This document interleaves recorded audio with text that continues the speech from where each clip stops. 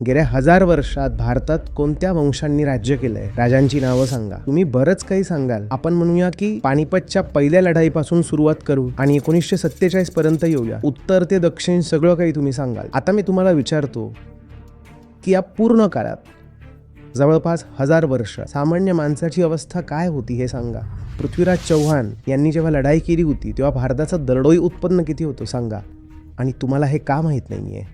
तुम्ही वारंवार सांगता की मोहम्मद घोरी आला होता, ही लढाई झाली होती, इतक्या वेळा हरवलं, हे सगळं तुम्हाला माहिती आहे. त्यावेळी सामान्य माणसाची काय स्थिती होती ते का माहिती नाही? तो सामान्य माणूस तुम्ही आहात. जे लोक तुम्हाला इतिहासाची पुस्तकं देतात त्यांना तुम्ही हे का विचारत नाही की यात लिहा की त्यावेळी सामान्य माणूस काय करत होता, महिलांची स्थिती काय होती, जातीवाद किती होता, कमी होता की जास्त, शिक्षणाच्या संस्था किती होत्या, सार्वजनिक आरोग्य कसं होतं, हे सगळं काय विचारत नाही. फक्त यातच खुश होता की लढाई झाली होती, 13 वेळा लढाई झाली होती. तुमच्यासाठी हाच इतिहास आहे का? हा तर त्या 2 लोकांचा इतिहास आहे. तुम्ही तुमचा इतिहास तर कधी विचारतच नाही, कारण तुम्ही सामान्य माणूस आहात. सामान्य माणसाला हे जाणूनच घ्यायचं नाहीये या पूर्ण काळात माझी काय अवस्था राहिली. वा, काय वाडा आहे. वाडा तर आहेच, तो टेकडीवर बांधला आहे, पण तिथे खाली जे लोक राहत होते त्यांच्याबद्दल, आपल्या भाऊ बांधवांबद्दल विचारून तरी घे. सामान्य माणसाला सामान्य माणसाशी देणं घेणं नाहीये. सामान्य माणसाला सुद्धा फक्त राजांशीच देणं घेणं आहे.